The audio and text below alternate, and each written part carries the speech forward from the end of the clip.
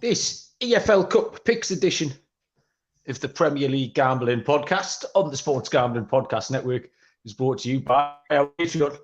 Score exclusive perks, content and contests, including our NFL win totals contest for the $1,000 prize.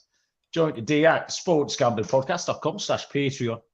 We're also brought to you by Underdog Fantasy. Underdog Fantasy is offering you the chance to win $15 million in prizes with Best Ball Mania 4. Use the promo code SGPN at Underdog Fantasy for a 100% deposit bonus up to $100. And we're brought to you by DraftKings Sportsbook. Download the app now. Use the code SGP. New customers can score $200 in bonus bets instantly when they bet just $5 on any college football bet, only on DraftKings Sportsbook with the code SGP. Welcome, everybody, to the Premier League Gambling Podcast on the Sports Gambling Podcast Network. My name is Malcolm Bamford, coming to you from Newcastle upon Tyne. I've got no idea what the date is to the nearest 2 weeks, Baz. Let's have a look. 27th? No, it is, yeah, sure. Sunday, the 27th. It's the 28th. We're on Monday, and it's the 28th. Oh, shit. So even when I think I've got it right. God, you get the day right. It's all right. Bank holiday, Baz, I've got an excuse. Monday, the 28th of August, and we are here to have a little recap of the Premier League weekend. And then we've got the EFL Cup coming up this week. A chance to look down some of the divisions, find some cup shocks, pick, and have a look through some of the teams who normally don't make it onto the weekly roundup. Joining me from Nottinghamshire is Mr. Barry Penaluna. Hello, Barry. How are you? Still wounded, but I'm here. You are here. I've summoned up the will to talk football, having avoided everything football related for the last 24 hours. It was a struggle today to get back into the mindset of looking at football again, but I'm here. I'm ready to go. Almost recovered, but not. Well, I don't know what you mean, but I mean, it was a very exciting weekend of Premier League football. I mean, Man United turned it round. Arsenal blew it late. Man City got a late winner. Newcastle won 1-0. So, I mean, what was it particularly about any of that upset you? What time did you leave the game, Malcolm? About 4 minutes left. Beat the traffic. Thought that's all. I'd crack and get points in the bag, get myself home. That's what I thought, Baz. Yeah.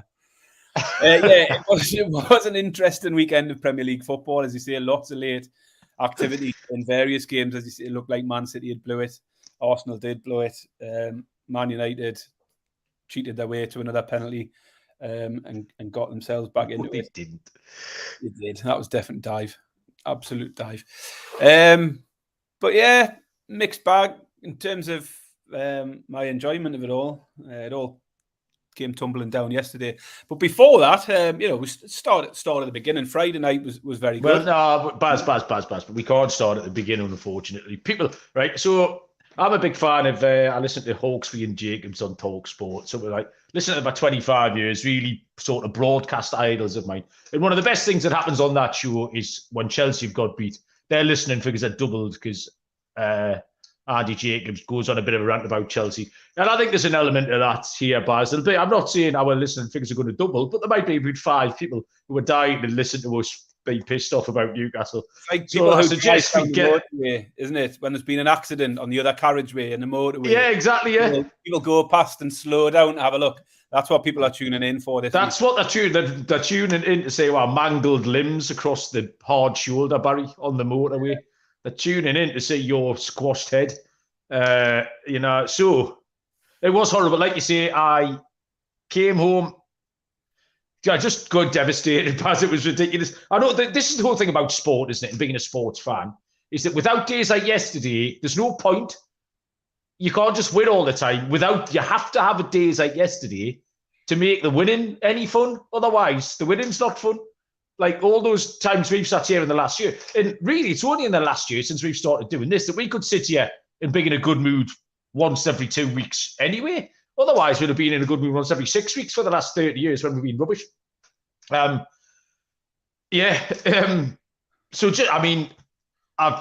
got home early last night. We went to the pub after the game. Everyone's just sitting in silence, like, But you're among your own people then. It's me, Simmers, Tiger and Andy. You know no one's going to get at you. And it was that sort of gallows humour. You're just sort of shaking your head. And it was almost funny.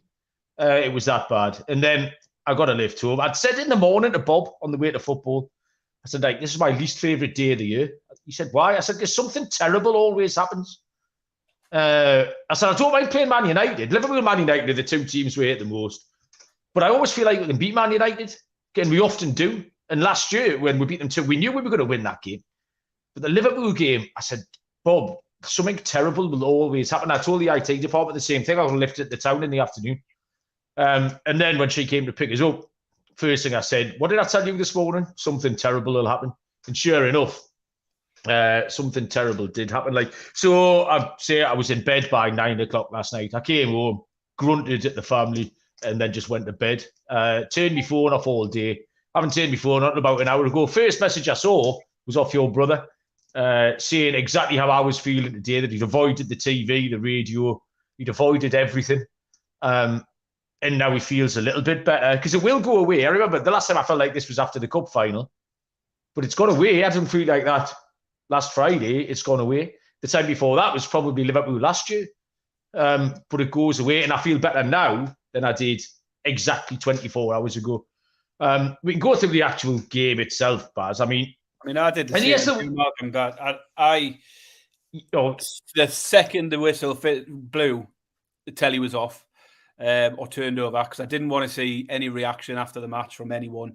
Wasn't interested in that. I kept away from Discord because I knew people on there would get on me tits. I kept away from Twitter because I knew it would be full of fans of other teams who would get on me tits, and fans of our own team who would have ridiculous overreactions that would also annoy the shit out of me. So I kept off all of social media for about a day. I came back on this afternoon. And there enough, all the messages that you would have expected to see yesterday, that would have made me really angry. I was less angry today, so I could face up to it. I didn't get many. I got one off Munaf in the pub. He just messaged me, hi. Social media stuff I'm talking. All right. Yeah. I got one off Munaf. I told him to fuck off. And I think he realised, and that was the end. That was the end of that conversation. 3 words, hi, fuck off. Okay, so that was the end of that. But you said you had some company and you didn't feel very comfortable, Baz, after that. Yeah, so I had a couple of friends round to watch the game. One's a Man City fan, one's a Man United fan. So we all wanted Newcastle to win. Obviously, I was far more invested in it than they were. But I think as soon as the final whistle went, they probably felt a little bit unwelcome by my frosty attitude. And I'd promised to make them pizzas. I had the pizza oven ready to go. I'd made some fresh dough and everything. And they were like, if you can't be bothered now, Barry, it's all right. We'll just go home and get Clearly, we're made to feel very unwelcome. I was totally antisocial after that game. So they didn't stay for long last night. And then they went about 8 o'clock. I had a bath. I got out. I opened a bottle of wine and I binged watch a TV series just to take my mind off everything. I sat up about 1 o'clock watching a series. So I did about 5 hours on Apple TV last night. I mean, just on the game itself, Baz, I thought that we fully deserved going 1-0 up. There was a couple of issues. You've got the possible red card for Trent, and you've got the red card for Van Dijk. And then we score. And because we didn't get a second immediate, we hit the bar. But at half time, they then formed a plan. In the plan, it was very fine margins is what they had left to work with, because their plan was to let us have the ball. It was immediate. We kicked off the second half, knocked it back to Botman, and they just stayed where they were. Salah, normally they'd break and press. They just sat.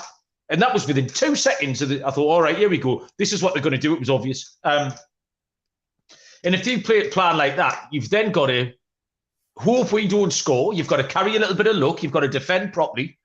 They did all that. We hit the post again. We didn't really make many chances. And then you've got the opportunity with 15 minutes to go to change it and try and nick a point.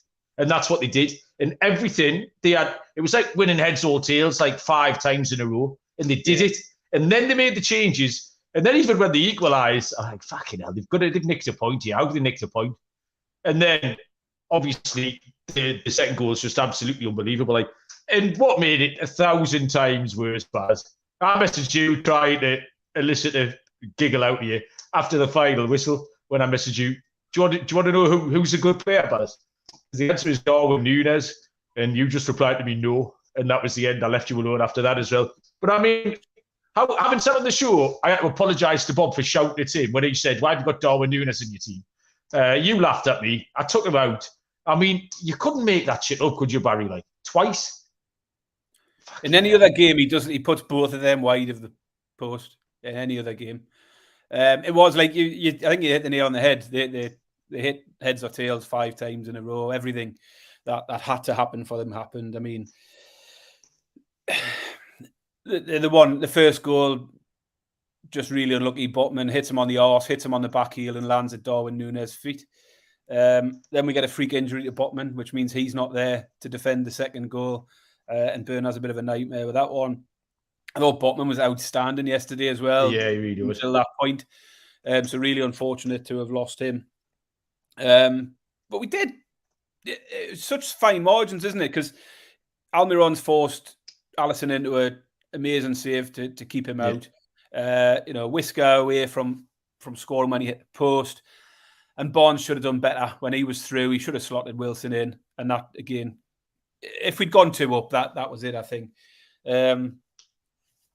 Frustrating. But you just got to look. It's like, for me, it's the worst result we've had under Eddie Howe. For me, it was worse than the cup final defeat. It felt worse. I don't know why. Just the manner of it, the timing of it, the situation. It just felt worse for me. Really hard to take, but it's one game. We've lost back-to-back games against Man City and Liverpool by 1 goal in each game. It's not a crisis. We're used to getting significant defeats off both of these teams over the years. We haven't beat Liverpool for a long time. That's the other thing. If that was West Ham that done it was yesterday, you wouldn't have been as annoyed. But just that the last 3 times, I mean, and it's always Liverpool. And I mean, I'm sure our time will come.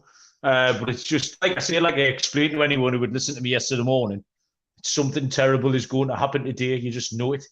So yeah, I didn't want to. I thought, I mean, Eddie Howe did have questions to answer, but I didn't want to see people on social media questioning him. I just didn't want to have to deal with all of that. I thought the substitutions were a bit head scratching. But on another day, it might not have mattered because you wouldn't have been answering the questions if we'd won 1-0. Exactly. And the other thing is, Malcolm, if he'd not made those substitutions and Liverpool had equalised later on, would have questioned why he didn't bring fresh legs on. It's one of them things he can't really win. There'll be reasons why he made those changes, and there'll probably be regret from him as to having made them. But it might be that, their analysis was that those players were hitting their level. I don't know. They didn't look tired. Tonali and Gordon didn't look like they needed to come off of struggling or anything. But at the same time, I thought Harvey Barnes, fresh legs coming on, would have absolutely destroyed Trent Arnold, because Arnold had a terrible game yesterday. I thought Robertson had a terrible game as well. And I thought the fresh legs there would be. I didn't get Tonali coming off. I'd have probably made a different move. But it's not. We don't have all the information they're armed with or the understanding. And you're right. Eddie Howe could have possibly explained his thinking and it might have appeased people a little bit. But it's all hindsight, isn't it? Nobody. When he made the change, Gordon for Barnes. I mean, Gordon was our best player by far yesterday. Absolutely massive positive for me was Gordon, and has been so far this season. Really good to see. But when he comes off for Harvey Barnes, he's just thinking it's the same again. Harvey Barnes will do exactly the same as Gordon's been doing, and he'll cause them problems. But wasn't to be. Yeah, I mean, one thing hit me like a ton of bricks. I'm just walking down Stamford and Road afterwards, and it just occurred to us how much the result sort of changes your perception. Because after about 77 minutes, I tell you what, Almiron's been brilliant today. He's never stopped running. He's done this, he's done that. And then after the game, I found myself thinking, did Almiron do enough today? But if we'd won 1-0, I would have sat in the pub and said Almiron was magnificent. This is some of the most ridiculous stuff I've seen on Twitter today. Is the hate Almiron gets every time we have a bad result. I thought it was brilliant yesterday, and I looked at some of the stats because I don't think Robertson had a good game at all. Robertson yesterday, he had 67 touches. He lost possession 17 times yesterday. That's a lot for a Liverpool defender. He had no successful dribbles. He won 1 ground duel the whole game. And that was Almiron up against Robertson. I thought Almiron had a great game, and as I say, he forced that great save out of Alisson, hit the post, and there was another chance he should have done better with. But I thought he had a good game. And he's always seems to be the scapegoat for Newcastle fans. He's the one that people think we should be upgrading. And possibly that's the case. But I'm seeing people on Twitter saying we missed San Maximin yesterday. Yeah. Despite the fact Anthony Gordon was the best player we had in attacking positions. In exactly the same people who were slagging Gordon off when we signed him at Christmas. Yeah, Gordon done exactly the same as Alan San Maximin done for the game, but he scored a goal, which San Maximin probably wouldn't have done. He'd put it wide. So, having said all that, we can't go on about this forever because we've got all that stuff to get to. But also, I thought Liverpool did in the second half what they had to do, and they did it really well. They had a plan, which is one thing, and then they needed to carry a bit of luck, but then they needed to execute. And they did all of those. Darwin Núñez, 2 outstanding finishes, bad. He's an absolute top quality player. He's absolutely brilliant. It's going to be a 45 goal season coming out of it. And the final thing I thought was, in a moment of magnanimousness, if that's a word, magnanimity, if I made that's not a word, was wanting to win, that would have been it being. Do you know what I mean? We talked about you being in the Newcastle away end at Forest last year when you get a last-minute penalty and win 2-1. And I mean, fucking hell, them not stood up there. It's hot when Van Dijk got sent off, they were getting loads. They were getting absolutely loads. And then when that second goal goes in, man, there's no feeling like it. What do we, on a bank holiday Sunday night in Newcastle, for them to get that goal, man, fucking hell, sport, Baz. One thing I consoled myself with today, Malcolm. What's that? Is thinking like you think about how it will go away and we'll forget about it. And I'll tell you when we'll forget about it. Friday, when we're in the Champions League draw, Malcolm. Yeah. And that's when we'll start. Yeah, exactly, yeah. That'll build some positivity around the place again. Yeah, you're absolutely right. Right, we'll talk about some other teams now, people. DraftKings, I'll tell you first. College football fans, week 1. I think week 1 just went down. DraftKings Sportsbook hooking you up with a can't miss offer to start the season. New customers bet $5 on college football and score $200 in bonus bets instantly. Changes come fast. The only thing that's a look is the great offers from DraftKings Sportsbook. Life's more fun when you're on the action. Download the DraftKings Sportsbook app now. Use the code SGP. New customers score $200 in bonus bets instantly when they bet just $5 on college football. Only on DraftKings Sportsbook with the code SGP. The crown is yours. Gambling problem, call 1-800-GAMBLER. See DraftKings.com/sportsbook for details. State specific, responsible gambling resources. Bonus bets expire 7 days after issuance. Eligibility and deposit restrictions apply. Terms at sportsbook.draftkings.com/football.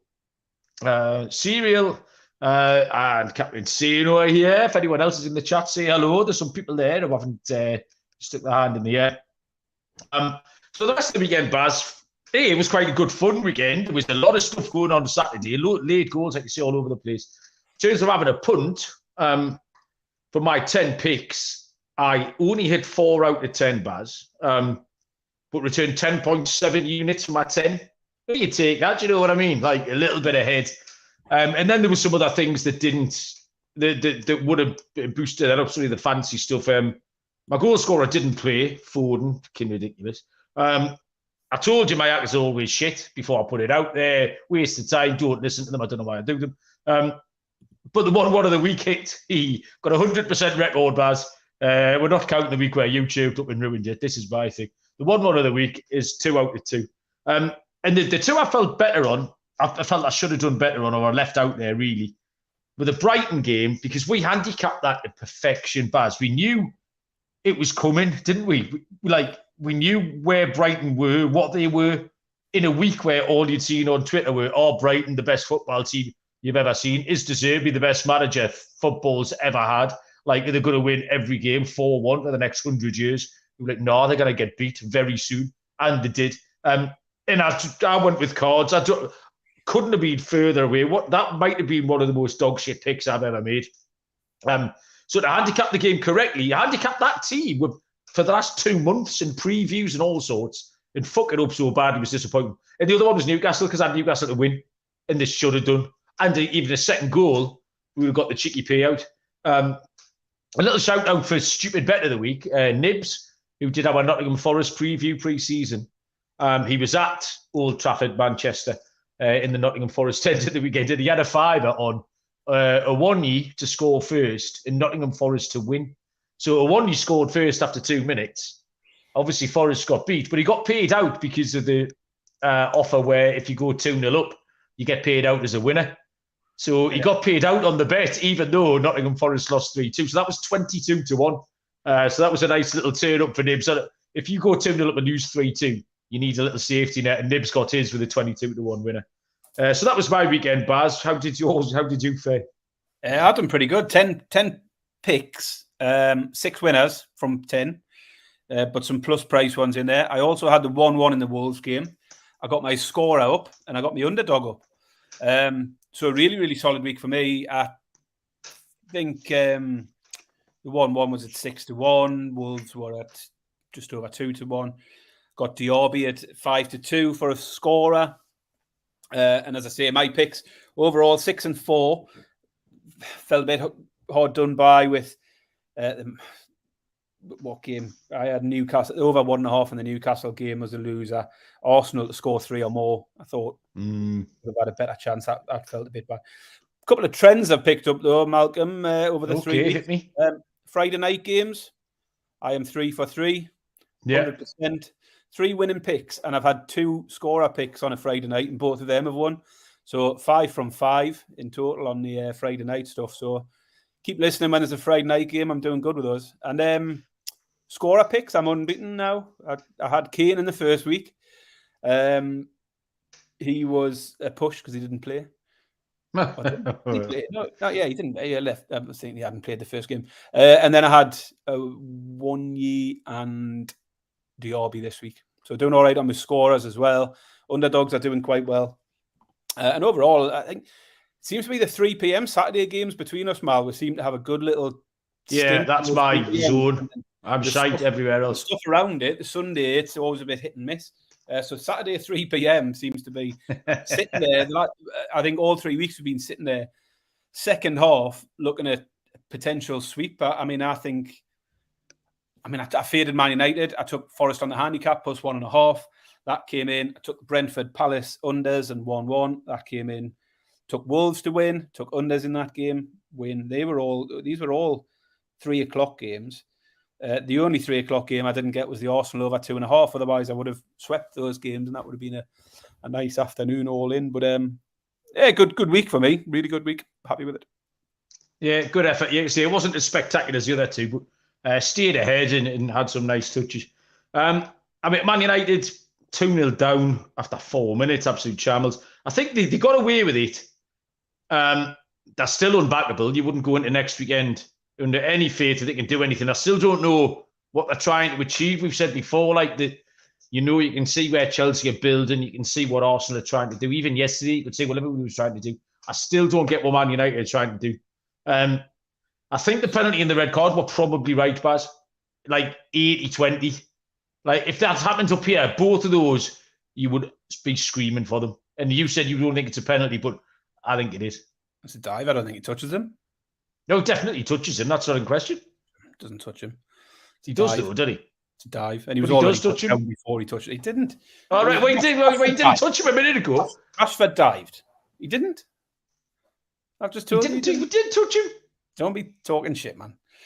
But he did touch him, didn't he? It was a dive. I'm not going to keep going on like this. We could do this for an hour, Baz. Good listening for anybody, but it was a dive from Rashford. Absolutely. If anyone wants to put dive or touched him, he definitely touched him. Right, so we'll leave that there because you're talking bollocks. Arsenal, flaky, as we kind of predicted. Aaron Ramsdale keeps scoring like a 4-year-old, as we very well knew. What did you make of any of that? I said the Arsenal game frustrated me a bit. I took Arsenal to score 3 or more, but I did in my analysis of the game. I said I was really, really tempted with Fulham plus 1.5, same as I did with Forest in the Man United game. Yeah, just because Arsenal they hadn't been blowing anyone away in the first 2 games. It said that they'd won both of them by a single goal, and against teams where they haven't come across anyone decent yet, have they? Really frustrated with myself because that was the thing that stood out first of all. And then I talked myself into the Arsenal goals for all the reasons you mentioned on that show about how many they did score at home against teams like this. But yeah, there's question marks over Arsenal still at the moment, I think. Havertz is starting to get some grief already. Yes, that's good. Fans of Arsenal, fans of other clubs. I mean, I thought Havertz had to leave Chelsea, and it might have been a good move for him, but the jury was always out. And it's one of them moves where if he doesn't find form quickly, it'll go very much the way it did at Chelsea, and he'll just spiral into a nothing player there. Arteta seems determined to piss about as well. The defensive situation's ridiculous, isn't it? Party playing right back. He's doing the right back who comes into midfield thing, which Man City... And I know nothing ever changes by staying the same. You have to do that. You have to churn your players and you have to freshen things up. I said about Newcastle, I don't want Newcastle to change when we talk to Gravesy about them going 3 at the back and stuff like that, because what we've done is right. But equally, you can make it easier to play against. I've seen people say today that Liverpool yesterday had worked Bruno out. Bruno's been less effective if you let him do this. And I didn't fully ask reading it because it was all tactical word salad. But that maybe Arsenal have had to try some stuff. But I just don't really get it, and it hasn't quite worked. Yeah, it's a strange one, isn't it? As I say, one thing I'd said in the preview show for Arsenal beforehand was a big key for their success last year was that trio in the middle of Xhaka, Partey, and Odegaard, and they've let Xhaka go. They've replaced him with Declan Rice, all well and good. Yeah. But then they've moved Partey out of there and put him in at right back. And it just doesn't seem to be working. I don't get it. I don't know. But I'm sure he'll change back soon enough. But yeah, jury's still out on Arsenal. Serial's asking if anyone's made the tit list. Well, I'm going to come on to that, Baz. I have got a tit list chat to come. Nick, it's just, hello, Nick. How you doing? Saying well done for taking it on the chin. It wasn't easy, Nick. I'm going to be honest with you. A lot of what I was thinking about the last 24 hours has been what you're going to come on the show and say. You can't sit here and laugh your cock off when other teams are getting beat the whole time and then not when you do it. It's one of those. Brighton, Baz, we absolutely nailed the handicap. The overreaction to them was wild. So what people were doing were looking at Brighton on one game and then deciding that's what they were. What Brighton are is this 3-game sample, which is win 4-1, win 4-1, get done in at home. And then a various combination of all that stuff. So that 3 games, that's what Brighton are. There you go. That's what Brighton will give you. Not that before one every week. Exactly what I've wrote down here. I wrote down, I thought West Ham were good. We've definitely, got to move them up I was thinking, how the NFL have the power rankings. Yeah. When we had our projected league tables at the start of the season, West Ham would be one that are moving up the rankings. Because we'll get one. We'll get one here, Baz, next to Keegan. One of them league ladders. We'll get a league ladders thing. I'll get the bear to make one this week. That's what we'll do. Yeah, so I mean, we both said in the build-up, didn't we? We said Brighton were just being built up too much. The bookies have gone a bit far with the prices. I took West Ham on the double chance. I wasn't bold enough to take them outright. I wish I had been because they were a great should have just taken one bet, Baz, really. Yeah, I know. But I'll continue to oppose Brighton in spots like this where they are so short priced. They are great at times. They go on these runs where they catch everyone's attention and everyone gets really excited. But they're capable of this result. We're seeing it over and over again. Towards the end of last season, they lost 3-1 to Forest. They lost 4-1 to Newcastle, 5-1 to Everton. So if you put Brighton up at 1-3 against mid-table opposition again, I'll oppose them again. And I might be right, I might be wrong, but over time, I'll get more right at the prices and make money out of it because they are, I think you hit the nail on the head. They'll score loads of goals. They'll win 3-1s, 4-1s, and then they'll throw in a daft one like this, which people will say, I didn't see that coming. But sometimes you can see it coming if you just look a little bit further or look at what's happened before. West Ham have been good. Yeah. Good luck handicapping Brighton v Newcastle next week because that could be 5-0, 0-5, or anything in between. Sitting here right now, you might as well just put the bets in a hat and pull one out. No idea, Barry. Absolutely no idea what to do on that. I mean, is it early instinct? What would you say? It's fucking wild. I'm Newcastle. We do all right against Brighton, don't we? Yeah, all right, fair enough. I think I haven't looked at it yet, Malcolm. The final team to look at, Baz, just would make us feel a little bit better, Baz. It's little victories, isn't it? Everton, holy shit. I'll cover Everton again soon. We've got them in EFL Cup action. There might be some positive news there. I don't know. You've probably gone against them. We'll see. They lost. We both tipped Wolves. I tipped the unders, and it was just never ever in any doubt at all. So I took the unders and I took Wolves in that one. Should have doubled the two of them up really and pushed that up a little bit. They continue to create chances, Malcolm, and they just can't take them. I mean, Onanas was the tiniest offside margin you can have on it. Yeah, that was narrow. The save, is it Saw in goal for Wolves? Yeah, an outstanding save as well. Yeah, it was a great save. I mean, that was absolutely amazing. So it's one of them where they are not getting the rub of the green on all of the sort of marginal calls and marginal decisions and things. Nothing's going their way, and that's what happens when you're down that end and things aren't going well. These things seem to happen to you. What I've got written down, Baz. The worrying thing is, Malcolm, they had an easy run. They had an easy start of the season. Yeah. Fixtures wise, when we had Dave on to talk Everton in the preview show, it was a 5 or 6 game streak at the beginning of the season where you thought this could help them because they've got a really, really favourable start. They're now 3 games in and haven't scored a goal, haven't got a point. Massive concerns there for Everton. My note here, Baz, is why is Jordan Pickford always in the goal?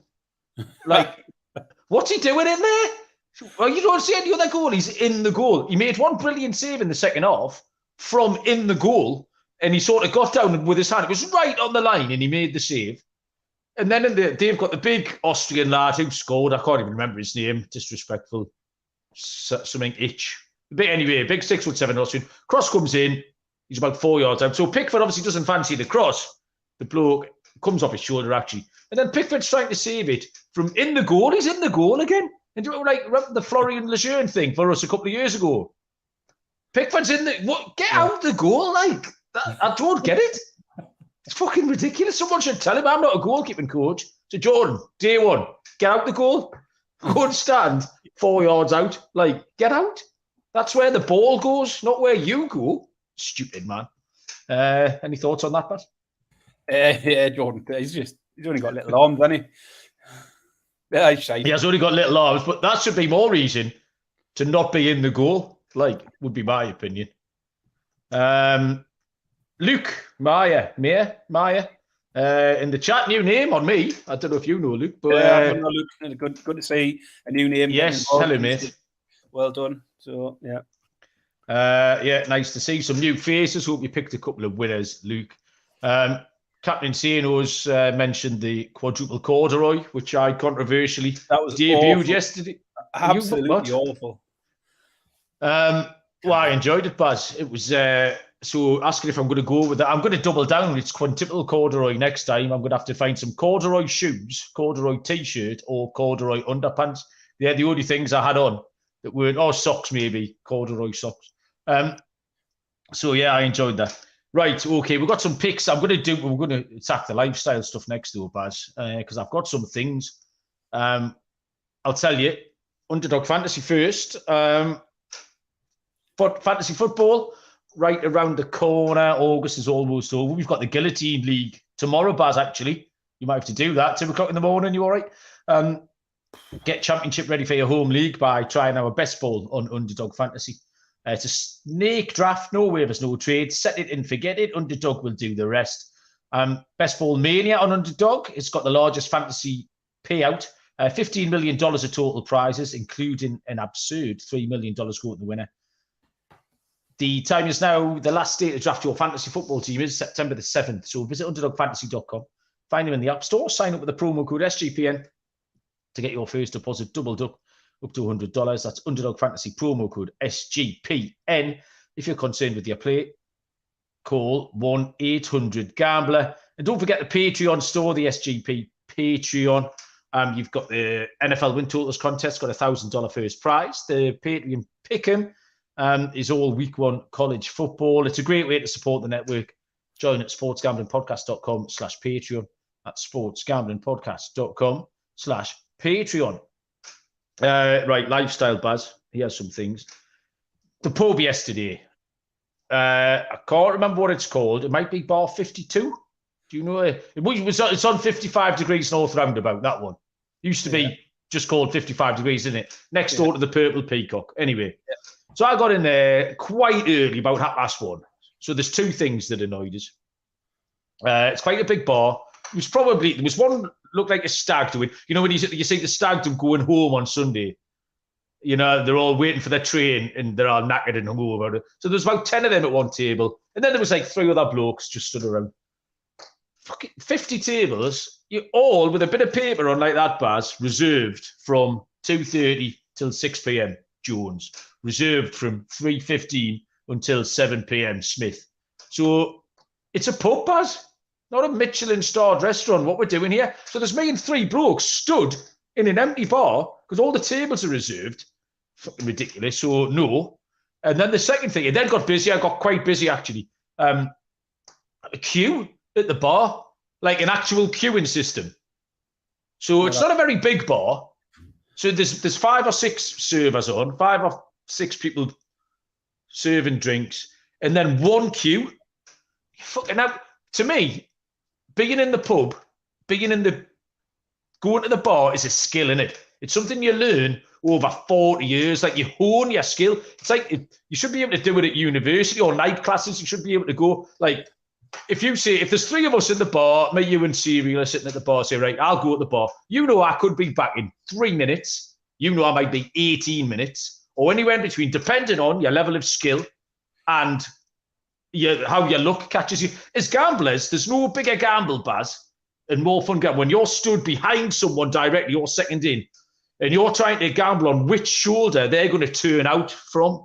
So they get their 3 pints. And is he going to go left or is he going to go right? Because if you get on his left shoulder and he turns right, you're in. You're fucking in.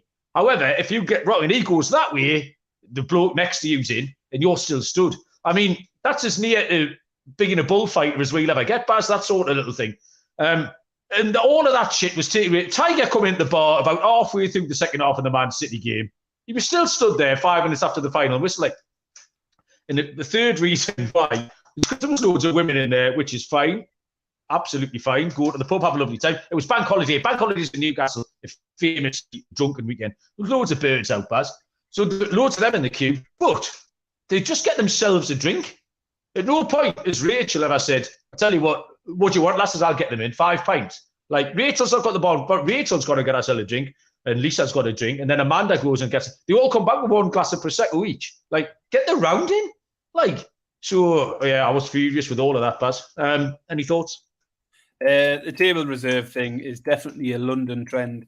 I've been around London before on a Saturday night. Same situation. You go in an empty bar and every table is reserved from 8 o'clock or 9 o'clock, and you can't have a seat because somebody will be coming in the next hour, possibly. Probably won't, because they've probably reserved the table. Yeah, that's garbage. I'm not queuing at the bar either. We had a bit of that at Wembley the other week when I was down for the Community Shield, but it was a longer bar. There was sort of 5 barmen and 5 queues coming off. And again, that's not normal behaviour, that. And yeah, hard. I can understand why you'd be annoyed, Malcolm. Just don't go back there. Yeah, lots of bars. And possible for the tit list, Baz. I can't put Jurgen Klopp on because it would look like sour grapes. Yeah, I thought we'd won that game.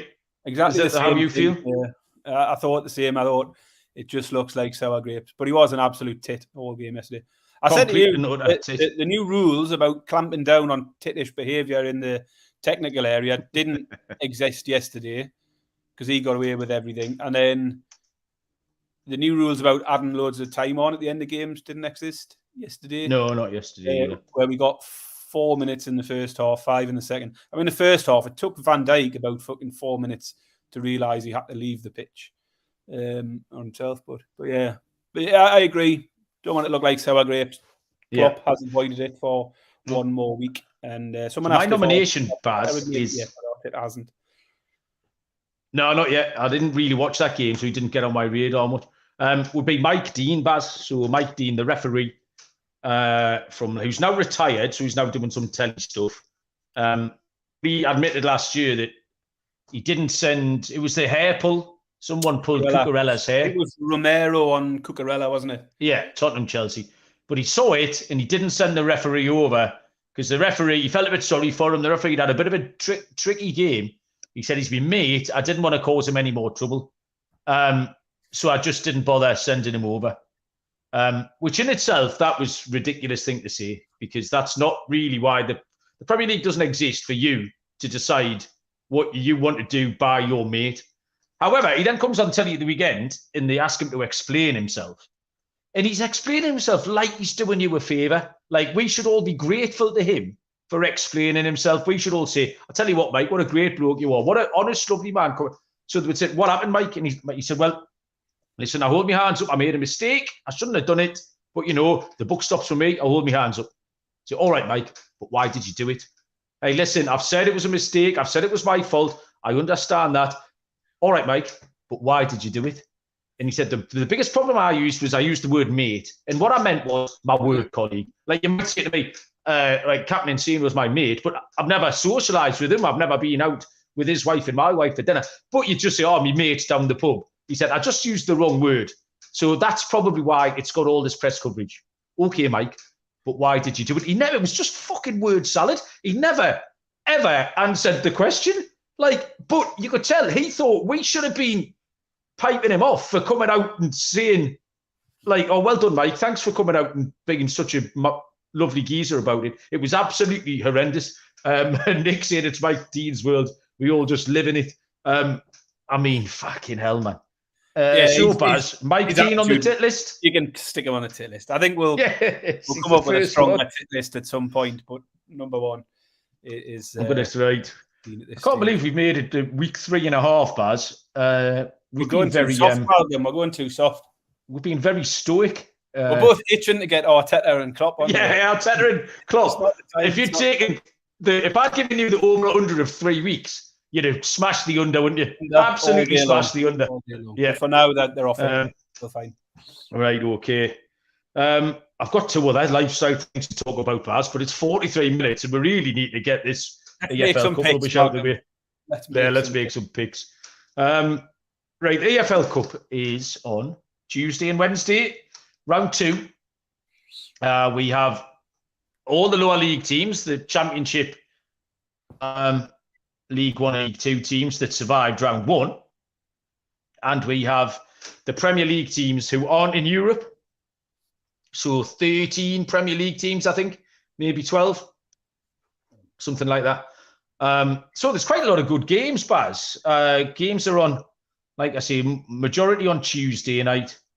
And there's how many? 1, 2, 3, 4, 5 on Wednesday, but there's a dozen or more on Tuesday. I've picked 3, Barry. I think you picked 4. We don't know. We know we've got the same. We've picked one game the same, but other than that, do you want to lead us off, Baz? What you got?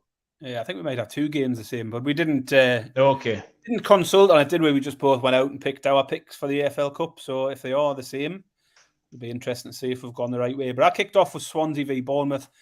Bournemouth have been a little bit disappointing so far, sitting on just 1 point from the first 3 games. They'll be a bit disappointed with that. But they have had a tricky set of fixtures. They started off with West Ham, got a draw there. And then it's been Liverpool and Spurs. So they've only got 1 point, but they played 3 teams who are unbeaten at this stage. So things aren't necessarily all doom and gloom. They come into an away game here against the Championship opponents, which you'd normally think might be a tricky spot for a Premier League team. But maybe not here. I think Swansea haven't had a great start either. They finished last season really, really strongly. They were on a 9-game unbeaten streak at the end of the season. But they lost Russell Martin, their manager, to Southampton. It took quite a while for that deal to be done. I think they were in limbo for quite a while over the summer. It took a while to get Mike Duff to come in. And they've started winless in 4 games. They've got 2 draws and 2 defeats. So they're not in great form themselves. And I think this could be a good spot for Bournemouth to get a bit of a morale-boosting result, kickstart the season here. And I can get Bournemouth at plus money, 13-10, plus 130. It's a price I like. So the pick for me, first pick, is Bournemouth to beat Swansea at 13-10, plus 110.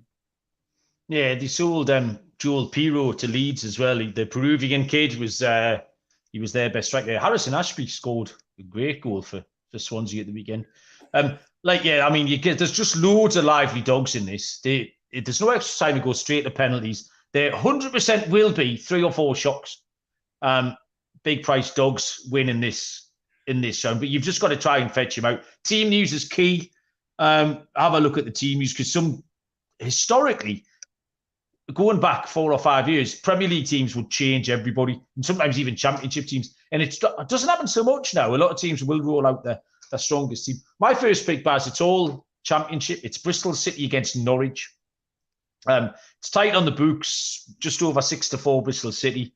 A little bit bigger than that, Norwich, and the draws plus 250.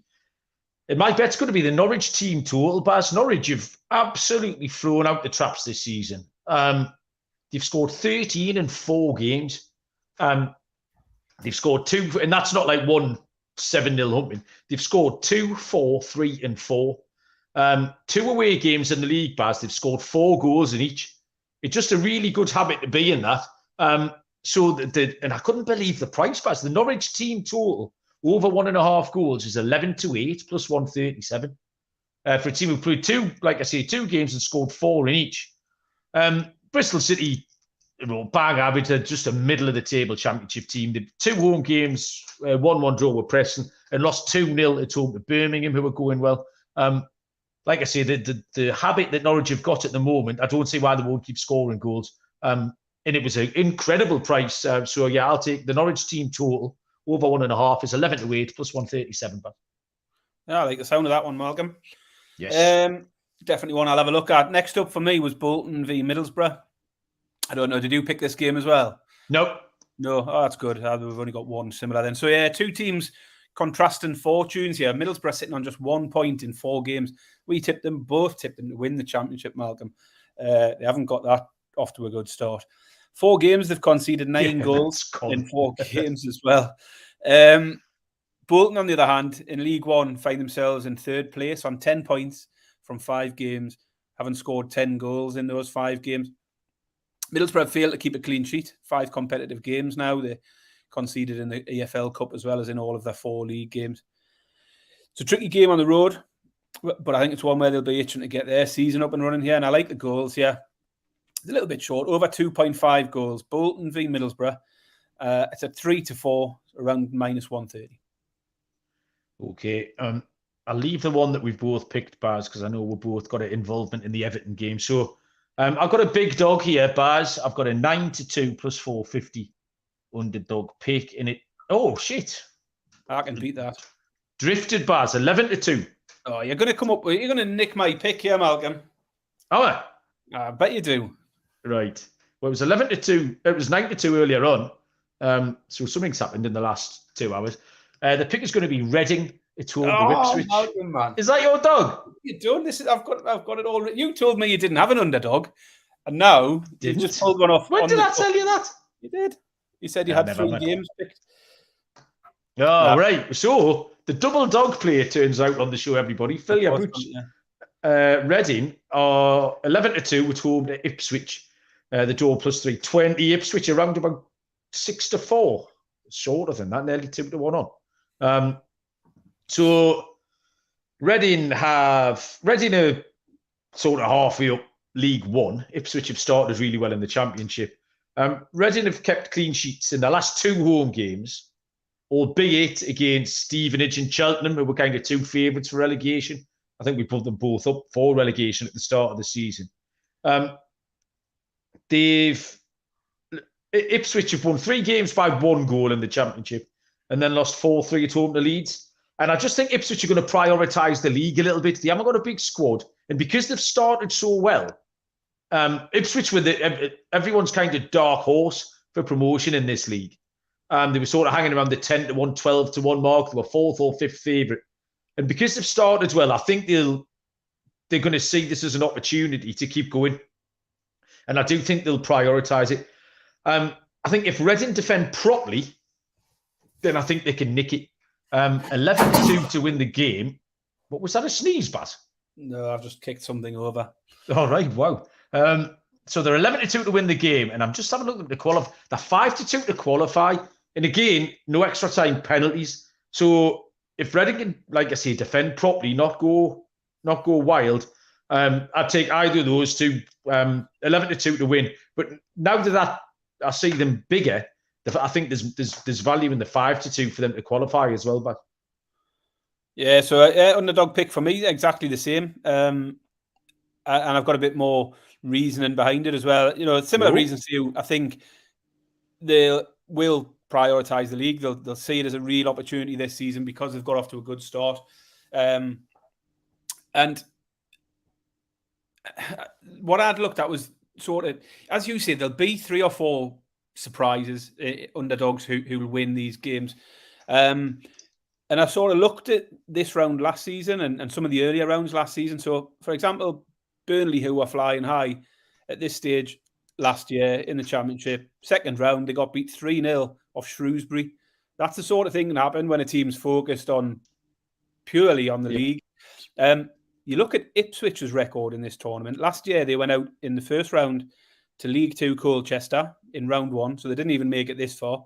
The year before, they went out to League 2 Newport County, round 1 again. And you actually have to go back to 2015, 9 seasons ago, since Ipswich made it past the second round.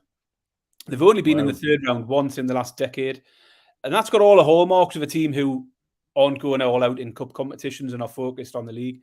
So Reading to beat Ipswich at 11-2, plus 550, underdog of the week here for me. Yeah, I love that, Baz. You look at the history in the Cups, they don't go far in this EFL Cup. And we might be wrong this time. But, you know, because Ipswich are probably the best team they've been for 10 years as well. You've got to factor that in. But they don't have a good record. And as I say, they're regularly getting beat off lower league opposition in this round or in these early rounds of this Cup. So no reason why it can't happen again. It looked great value to me. Yeah, okay. So we're in lockstep there, Baz. Josh Vance, hello, mate. How you doing? Josh has chipped in, saying he enjoyed the tips this week. So thank you very much, Josh. He says he missed the stream. He's still got time to hit the thumbs up, though, Josh. Everybody who's in should be hitting the thumbs up, and don't forget to leave the reviews still. We're trying to fetch out some EFL Cup winners. So Doncaster versus Everton, Baz, I think we've both landed on, and I think we both might have the same pick here. So as much as we've taken the piss out of Everton this year, it's not because, well, it is because it's funny, and we don't like them. That's entirely why it is. However, Baz, we're also in the business of picking winners, and there's some things here that are just mispriced, and I think can give us an excellent price for it. Doncaster here is 6.5 to 1 to win at home. The draw is 4 to 1. Everton and near sort of 1 to 3 minus 300, that sort of mark. Now, Doncaster Rovers are 92nd in the league. There are 92 teams in the EFL. Doncaster are sitting 92nd out of all of them. Bottom of League 2. 1 draw and 4 defeats from the 5 games. Now, yes, Everton are shite. However, I think Sean Dyche will be fully aware that he can't handle another defeat. Like, he's got to try and do something. He's a bit old school as well. He'll be absolutely of the mindset. Let's get these players out there. Let's get a win. Let's score some goals. Let's breed some confidence. Even if he makes a change or two, I don't know how many changes they can make because they've got no players for a start. Even if he sticks a bench player like Mopi in, that should be enough. I think Yusuf Chamiti, the new kid, apparently looked quite lively, according to some Everton fans, when he came on at the weekend. So he might play to get some minutes under his belt. On the Asian handicap here, Everton minus 1.5 goals is plus 105, 21 to 20. I can see Baz laughing. It looks like he's got the exact same pick. Plus money for Everton to win this by 2 goals or more. And Everton haven't been conceding goals either, by the way. They got humped at Villa, but 1-0 to Fulham, 1-0 to Wolves. Doncaster are going to find it hard to score. So if Everton can get 2, and I think they probably should be good for more because I can't see Dyche easing off here. Yeah, plus 105, 21 to 20, Everton minus 1.5, Baz. Is that a team ride? It is indeed, yeah. I mean, for all the reasons you said, I just think it's a spot where Everton have to go out and try and breed a bit of confidence, as you say. And they are playing against currently the worst team in the league. They've as you say, 1 point from 5 games. They've also conceded 12 goals in that time. So it's definitely a spot where I can get behind Everton. As I said before, they have been creating chances. And against Premier League defences, they've struggled to put one in. But here, they're playing a League Two defence. And I think minus 1.5. So the pick for me is also Everton, minus 1.5 on the handicap, 21-20, plus 105. And I like my three main picks as a treble. I'd priced them up at a treble. So that would be Everton to beat Doncaster, over 2.5 in the Bolton-Middlesbrough game, and Bournemouth to beat Swansea. And that comes in at just over 7-1, plus 730. So I'm quite happy with my three picks. I'll be trebling those up. And then the Ipswich Reading game, I'll be taking Reading as an underdog on its own in that one. But yeah, happy with those to keep me going. Yeah, me too, Braz. Just looking down the entire card, like you say, I think Gillingham look live. Away at Luton at 15-2. I would suggest just going down another couple caught me eye there. Sutton United away at Wickham at 7-2 would be a squeak. And Harrogate Town, it's home to Blackburn at plus 375. Or Lincoln City at Sheffield United as well. One or two of those dogs is going to hit, and that's all you need if you're playing them all. So there's lots of live stuff there. Do you have anything else, Baz, that you've done? No, but before you go into your lifestyle, fantasy football, I'm just going to give a quick recap on Fantasy Premier League for this week. Top of our league, listener league now, is James Goulding, new name at the top. So we've had a few new names in the last few weeks. So they're notable names there. We've got Aaron up in third. He talked himself up in pre-season, so he's living up to his own expectations at the moment. Yep. John Cuthbertson, another name I'm not aware of, but Brian's not too far away. Brian McDermott sort of hit the top 20 this week, Baz, I know. Yeah, so I've done better this week. My tip last week was a bit of an outsider. Was that Gusto, Chelsea defender. Oh, yes, you did well there. He assisted 2 goals for me. I got about 14 points, so 2 assists and a clean sheet. So I've moved up to 35th count. I'm only 35 points off top. That's nothing. That will make that up. I need to make some moves. I've still got Gabriel can't play. Richarlison is absolute dog shit. Eze has done nothing. Richarlison, oh my! I said last week he was on borrowed time, but I was prepared to give him another chance. He was absolute garbage the other day. Serial mentioned we haven't covered Spurs. Spurs were all right, but I wasn't that. They were all right. I thought changes nothing that result at all. And Son was poor. I thought it was dead sloppy. He gave away loads of misplaced passes, and Son still doesn't look like anywhere near the player he was before last season. He cost the entire country 20 quid as well by not landing the shot on target. Lunchtime Sky Bet boost where Sky Bet pay off someone £200,000 to not have a shot and then take £10 off 3 million fucking UK punters. Anyway, go on. Quick shout out for Simmers as well, who listens. He was the highest game week score. He scored 71 points this week, so that was the highest score of the week for anyone in our mini league. But it's still tight, all to play for. Keep making your changes. Keep keeping on top of it. Don't think you're out of it if you're 50 points adrift at this stage, because there's a long way to go in this season in the fantasy Premier League. I've got a green arrow, Baz, and that was having given up at 3:20 last Saturday. I steeled myself, and I thought, let's 4 or 5 weeks of green arrows, and then we'll see if we can make a charge. So I got a green arrow. Me reverse fade of Rashford and Fernandes eventually scored some points because that dive and whatever else you're talking about. Right, I think that's it, Baz. We've smashed an hour when we said we weren't going to do anywhere near an hour because we knew we'd just keep talking about Newcastle. It's cathartic, Baz, is what it is. When we come back on Thursday, or are we doing it Wednesday? Wednesday. All right. I'm going to say when we come back, we'll know what the Champions League draw is, but we won't because it'll be Wednesday. But what if you planned to take the day off, or what you doing? Champions League draw? I'll work from home Friday, Malcolm, and I'll have it on the TV. It's on Thursday, man. Is it Thursday? Yes. Well, I'll work from home Thursday. I thought it was Friday. It's Thursday. What date's Thursday then? Is it 31st? I don't know. Yeah, I think so. I only know because it's payday. That's why I'm so aware of.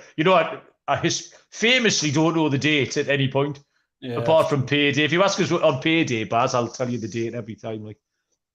I'll work from home and I'll tune in and get excited for a day. And Thank you very much, Baz. I think we've talked through some issues here. We don't need a therapist just yet. Congratulations to Liverpool fans and Darwin Núñez in particular. I know he listens to the show. He's a big fan of my work. Thanks to everyone who joined the chat. Josh and Nick, Serial and Captain Sino, everybody else who was in there. Francis, Luke as well. So yeah, cheers, boys and girls. Thank you very much. Wednesday night then for picks. Me and Baz will be fully healed by then and ready to go at it again. He did touch him, and we'll see you down the road. Cheers.